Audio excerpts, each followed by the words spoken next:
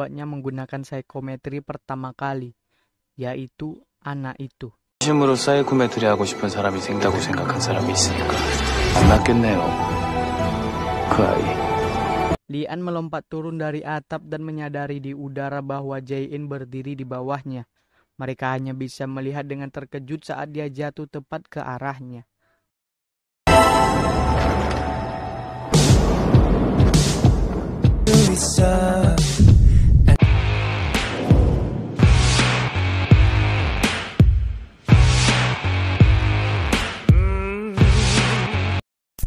Saat itu turun salju. Pak Yun menyerahkan sebuah kotak pada Lian. Dia meminta Lian menghubunginya jika butuh sesuatu. Lian pun pergi seorang diri. Dia berhenti di trotoar dan membuka kotak yang ternyata berisi boneka guguk buatan ibunya dan barang-barang lainnya. Lalu tampak Jae-in kecil berlari melewatinya. Salah satu sepatunya lepas dan tertinggal. Lian mengambil dan seketika dia melihat dan mendengar Jae-in yang menangis di antara kerumunan orang sambil memanggil ayahnya. Lian terkejut, kepalanya tiba-tiba terasa sakit. Di tempat lain, Pak Yun digiring ke kantor polisi dengan tangan terborgol. Para wartawan bertanya kenapa dia menyulut api. Banyak juga orang-orang mengumpatinya. Pak Yun diam saja. Sebelum masuk dia sempat melihat ke arah Jae-in yang hanya berdiri diam di belakang kerumunan massa. Jae-in berbalik dan lari. Dia menabrak Lian hingga benda-benda di dalam kotak Lian jatuh berhamburan. Jae-in tersungkur, dia menangis memanggil ayah dan ibunya. Lian menyodorkan sebutir permen buahnya pada Jae-in. Permen itulah yang dimakan Jae-in di rooftop. Sekarang Jae-in sedang memejamkan matanya pasrah kalau Lian jatuh menimpanya. Tapi tak ada suara apapun. Jae-in membuka matanya dan menemukan Lian yang sedang bergelantungan pada tangga. Pak guru menyuruh Jae-in mengerjakan soal di papan tulis karena dia dengar Jae-in pintar. Jae-in menulis jawaban di papan tulis dengan sangat rinci.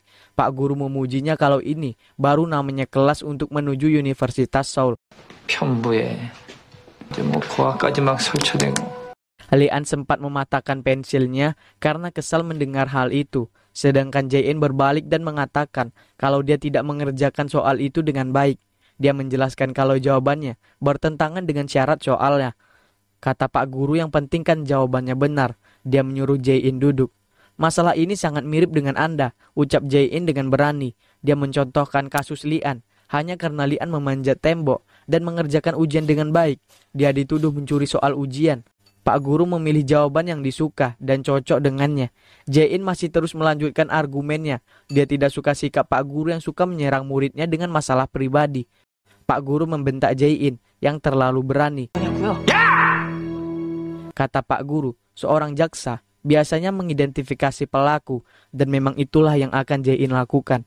Jae-in bilang dia akan menemukan pelakunya. Kalau dia berhasil, dia minta Pak guru meminta maaf atas perlakuannya dan kata-kata yang sangat tidak menyenangkan. Kalau Jae-in gagal, dia akan mengundurkan diri secara sukarela kalau begitu. Pak guru menyuruh Jae-in menemukan pelakunya sampai pada pelajaran matematika besok. Kelas pun bubar. Jae-in menyesali tantangan sendirinya. Dia duduk lesu di kloset kamar mandi.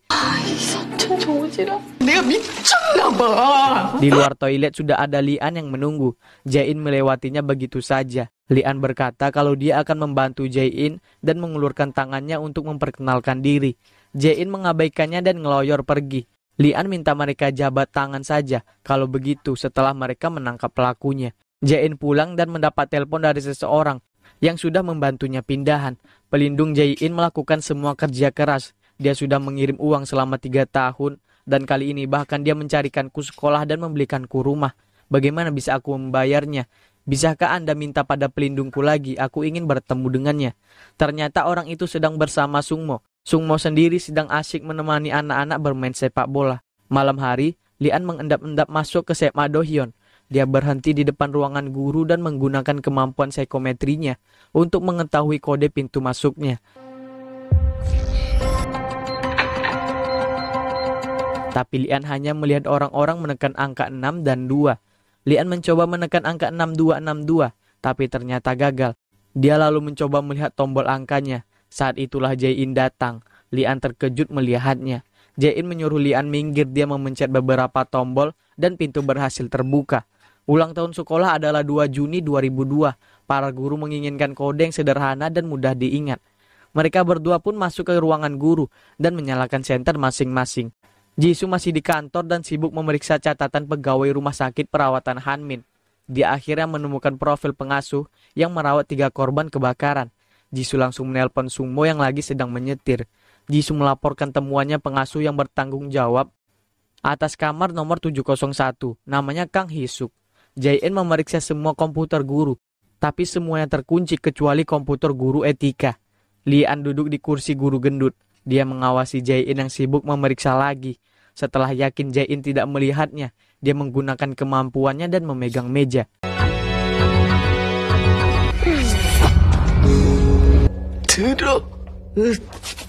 Jae-in memeriksa laci guru matematika. Pada laci ketiga dia menemukan majalah dewasa di sana.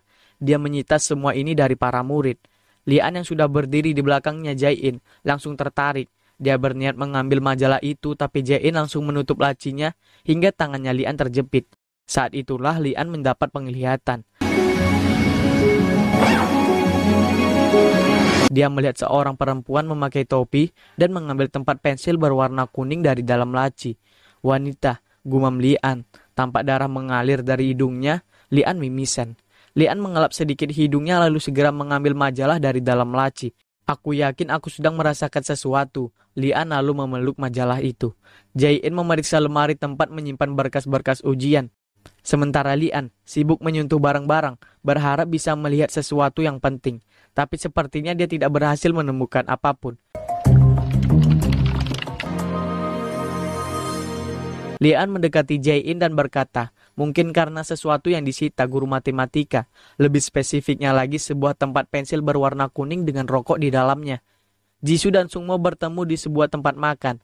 Jisoo menunjukkan data Kang Hisuk yang hari itu bertugas di kamar 701. Tapi anehnya dia menghilang setelah kejadian kebakaran. Mungkin dia yang dilihat Lee-an dalam visinya. Sungmo pergi meninggalkan Jisoo. Tiba-tiba ada sorotan lampu senter dari luar. Ternyata Pak Satpam lagi patroli. Lee-an segera merunduk. Jae-in dan Lee-an bersembunyi di balik cermin besar. Pak Satpam melewati mereka. Lee-an melihat sebelah sepatu Jae-in yang keluar dari batas cermin. Dia memberi kode pada Jae-in untuk bergeser. Karena Jae-in diam saja, akhirnya Lee-an menariknya mendekat.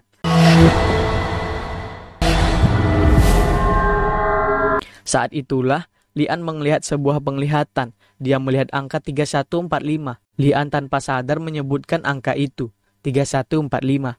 Jae-in sontak terkejut dan menatap Lee-an. Pak Satpam sudah pergi. Lee-an mengajak Jae-in pulang, tapi saat Lee-an akan melangkah keluar, Jae-in malah menariknya mendekat. Jae-in tertengun saat Lee-an tiba-tiba menyebut angka 3145 yang notabene sama dengan nomor baju ayahnya, Yun Tai-ha. Jae-in menarik Lee-an dan bertanya siapa Lee-an sebenarnya. Lee-an pura-pura heran dan pergi meninggalkan Jae-in yang masih saja tertengun. Di dalam penjara, teman satu sel Pak Yun bertanya tentang pembebasan bersyarat. Pak Yun diam saja sambil menatap foto Taijin. Mungkin pembebasan bersyaratnya ditolak. Jae-in pulang membawa rasa penasaran. Dia yakin tadi Lee-an benar-benar mengatakan 3145. Tampak seseorang mengikutinya dari belakang. Jae-in langsung mengeluarkan stun gun-nya. Karena teringat si pengintip, dia mempercepat langkahnya sampai tidak menyadari fotonya terjatuh. Jae-in akhirnya menengok. Karena orang itu terus berbicara permisi dan mengikutinya. Ternyata itu Sungmo. Apakah kamu Yun Jae-in? Siapa Anda? Tanya Jae-in takut-takut. Aku dengar katanya kamu ingin bertemu denganku. Jae-in seketika sadar kalau orang di depannya adalah si pelindung. Tapi dia malah tidak sengaja menyalakan stun gun-nya hingga membuat Sungmo tertawa kecil. Mereka akhirnya ngobrol sambil minum di dalam minimarket. Sungmo pulang bersamaan dengan Jae-in yang sampai di rooftop. Jae-in memberi hormat pada Sungmo dari jauh sebelum masuk rumah. Sungmo memandangi rumah Jae-in. Lee-an keluar membuang sampah ramennya. Hyung, sedang apa kamu di sini? Sungmo tersenyum lalu menyodorkan tangannya, menyuruh Lee-an untuk membaca. Lee-an menyentuh kepalan tangan Sungmo, namun dia tidak bisa melihat apa-apa. Dari semua orang yang kukenal, dindingmu yang paling tebal. Sungmo melingkarkan tangannya di leher Lee-an. Saat itulah tiba-tiba Lee-an mendapatkan penglihatan. Ini pertama kalinya Lee-an melihat ingatanmu. Aku melihat seorang wanita. Pagi-pagi sebelum jam matematika dimulai, Jae-in menginterogasi murid yang mendapat peringkat 1. Kamu menuduhku sebagai pelakunya.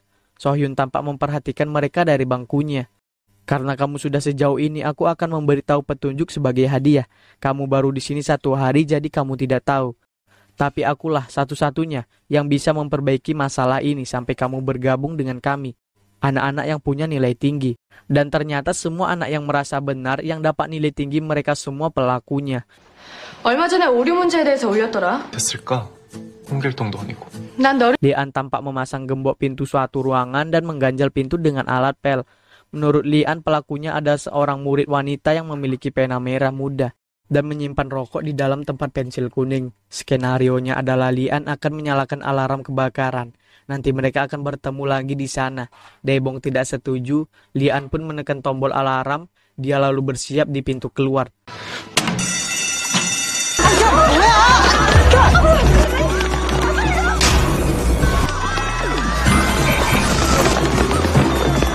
So memperhatikan Jae-in yang sedang sibuk menulis analisa. So-hyun menghampiri Jae-in lalu mengajaknya bicara.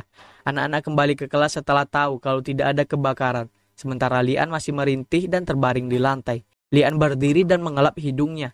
Pak guru gendut hendak pergi, tapi Lian menahannya. Lian bertanya siapa yang menyimpan rokok dalam tempat kuning.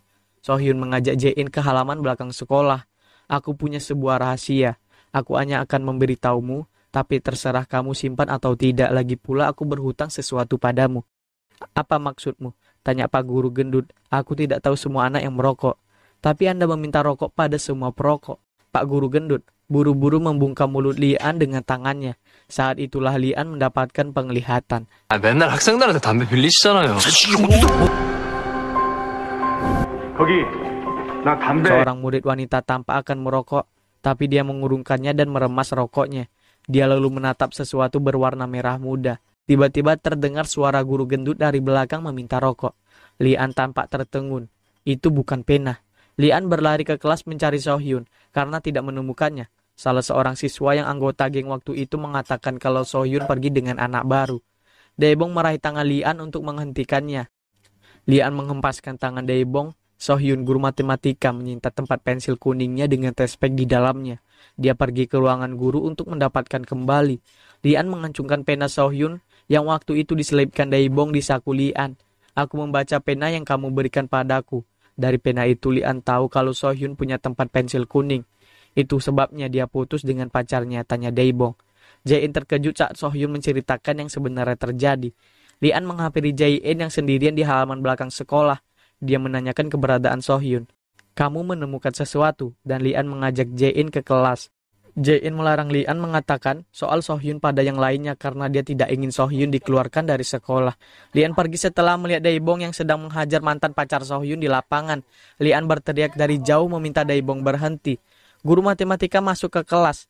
Bangku Jae-in, Lian, dan Daebong masih kosong, tapi beberapa saat kemudian Jae-in masuk dan duduk di bangkunya. Guru matematika berjalan mendekati Jae-in. Perasaan Jae-in mulai tidak enak. Kembali ke kelas. Kamu belajar untuk menjadi jaksa karena ayahmu. Seketika Jae-in yang tadinya menunduk kini mendongakkan kepalanya menatap si guru matematika yang super duper menjengkelkan. Tidak heran nama ayahmu terdengar familiar. Bukankah aku benar, Yun Tae? Jae-in segera berdiri. Dia bilang tidak ada yang mencuri kertas ujian di ruang guru. Tapi gurulah yang melakukannya. Si murid nomor 1 tampak tertegun. Ketua geng wanita terlihat mengeluarkan ponselnya lalu merekam apa yang terjadi secara diam-diam. Jae-in menjelaskan kalau jawaban yang benar ditandai pada lembar jawaban. Dan seseorang menemukan lembar jawaban itu dari laci ketiga meja guru matematika. Ternyata waktu So-hyun mengambil tempat pensil kuningnya, tanpa sengaja dia menjatuhkan lembar jawaban yang sudah ada isinya dari dalam laci. 거기에 이름이 적혀있단 말을 빼먹었네요. 전교 13등 김은수, 2반 전교 14등 안경수, 5반 전교... 안 된다고 했는데 엄마가 Guru matematika masih pura-pura tidak mengerti. Dari kelas mereka ada Ah Kyung-soo yang mendapat peringkat ke-14. Dia yang dicontek Lian. Lian sendiri dapat peringkat ke-15 berkat nyontek. Jae-in terus menyebutkan nama-nama siswa yang terlibat. Guru matematika masih mencoba menyangkal, tapi naas baginya karena Kyung-soo. Si murid pria berkacamata yang dicontek Lian malah mengaku karena ketakutan. Guru matematika bertanya siapa yang masuk ke ruangannya. Ini dia. Lian dan Daebong masuk di waktu yang tepat. Di saat Jae-in kebingungan mau menjawab apa. Daebong menatap Lian bingung. Lian memberinya kode untuk mengaku. 제가 교무실 침입했고요. 선생님 서랍에서 한 레이디 훔치다 잡았습니다. Keesokan harinya berita tentang seorang guru dari SMA Do-hyun yang membocorkan soal ujian menyebar di internet. Kepala sekolah pusing 7 keliling. Lian membuka pintu kelas dan hendak keluar, tiba-tiba Jae-in menarik kerah bajunya lalu menyeretnya hingga ke rooftop. Jae-in bertanya bagaimana Lian bisa tahu soal So-hyun dan semua yang terjadi. Lian mengaku kalau dia tahu dari Daebong karena Daebong adalah penguntit So-hyun. Lalu membahas soal angka 3145 lagi. Namun Lian tidak mengaku serta-merta Jae-in langsung ingat ajakan Lian kemarin untuk berjabat tangan selama 3 detik sejak kalau Lian berhasil membantu Jae-in. Lian melangkah maju dan menyodorkan tangannya, tapi Jae-in tampak ragu. Tapi dia mengulurkan tangannya, tiba-tiba ponsel Jae-in berdering, begitupun ponsel Lian. Jae-in mendapat telepon dari polisi yang memberitahu kalau Lian bukanlah pelaku pengintipan. Dia berbisik pada polisi bertanya apa polisi juga memberitahu Lian soal itu. Dan Lian lah yang menjawab dengan lantang. 제가 범인이 아니라고요? 아이고. Jae-in menyodorkan tangannya menawarkan jabat tangan. Lian pun mengulurkan tangannya namun tidak jadi dan Lian pergi meninggalkan Jae-in yang tidak habis pikir dengan tingkah Lian. Jae-in keluar ke halaman tepat saat Sungmo juga keluar dari rumah. Dia hendak menyapanya tapi urung karena melihat Lian yang baru pulang. Jae-in buru-buru merunduk di balik meja untuk bersembunyi. Sungmo memberitahu Lian kalau dia tidak pulang malam ini. Dia kembali hanya untuk ganti baju. Lian langsung pamer kalau dia berhasil memecahkan misteri di sekolahnya. Sungmo bilang sekolah sudah menelponnya. Jae-in merangkak hendak masuk ke dalam tapi dia berhenti saat mendengar kata psikometri. Sungmo pergi menyisakan kekecewaan di hati Lian. Lian menendang pot bunga hingga hancur. Jae-in sampai berteriak karena kaget. Yun Jae-in, sedang apa kamu di situ? Aku tinggal di sini. Aku bukannya mau menguping. Lagi pula aku masih tidak yakin dengan apa yang ku dengar. Apapun yang kamu dengar, kamu itu salah dengar. Lian berbalik mau masuk rumah. Dan Jae-in bertanya apakah Lian benar-benar punya kemampuan psikometrik. Jadi begitu caramu mengetahuinya? Tanya Jae-in. Tentang So-hyun dan angka itu. Itu sebabnya kamu memintaku untuk berjabat tangan. Tidak, jika kamu benar-benar punya kemampuan membaca seseorang. Dan jika itulah caramu melihat nomor tahanan ayahku. Lian kaget. Maka kamu bukan monster. Lanjut Jae-in. Aku akan datang padamu berjabat tangan atau berbuat lebih banyak untuk membacaku. Jae-in tersenyum sementara Lian terlihat bingung. 지금 너한테 달려가서 악수든 뭐든 게 있거든? 악수든 뭐든? 내가 너한테 갈게.